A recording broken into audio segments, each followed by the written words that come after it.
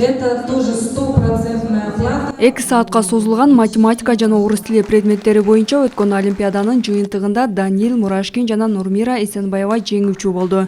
Келечектеги кесибин тандай албай бушайман болуп жаткан бүтүрүүчүлөргө Россиянын мамлекеттик университеттеринен 100% төлөм менен билим алып келүүгө мүмкүнчүлүк түзүлдү. Конечно, рад, что смог победить, занять первое место. Биринчи орунду жеңип алганыма албетте кубанып турам. Мен негизги олимпиадага өз билимимди текшергени келген элем. Бирок эми Россия Федерациясынан билим алуу мүмкүнчүлүгү түзүлдү. Ачык айтканда, олимпиадага катуу даярданган эмесмин. Бизде мектепте жакшы окутушат, мугалимдерибиз сабакты жакшы түшүндүрүшөт. Ошол себептен биринчи орунду ээледим го. Решила просто себя попробовать. Мен орус тили сабагы боюнча биринчи орунду багындырдым. Азыр келечектеги кесипти тандоону билбей жаткан учурубуз. Ошондуктан мен өз билимимди пайдаланып бул олимпиадага катышып көрдүм. Сынактагы суроолор мен үчүн жеңил болду. Орусия мамлекетинен окууга мүмкүнчүлүк болгонуна кубанычтамын.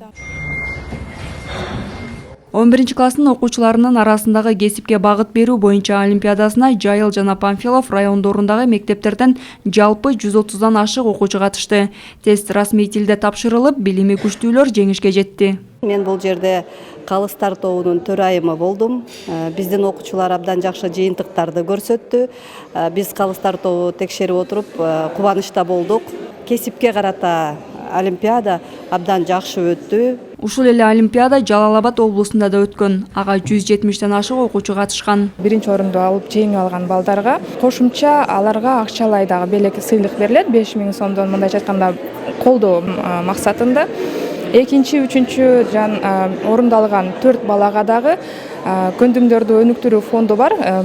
Ошол фонддун менен бизде дагы келишим түзүлгөн кызматташтык боюнча. Ошол фонддун аркылуу жана биздин мигранттардын эл аралык федерациясы уюмунун тарабынан 100%дык жеңилдетилген сертификаттар берилет. Сынактын негизги максаты аз камсыз болгон үй бүлөлөрдүн жана мигранттардын балдарына жардам берүү, же кесипке багыт берүү жана миграциянын агымын буруу. Иш-чара жогорку кеңештин төрагасына караштуу миграция маселелери боюнча кеңештин колдоосу менен эл аралык мигранттар федерациясы жана күчтүү коом фондунун жардамы менен өттү. Балдардын жакшы шартта билим алуусу үчүн алдыда мындай олимпиадаларды өлкөнүн бардык аймактарында өткөрүү мерчемделүүдө.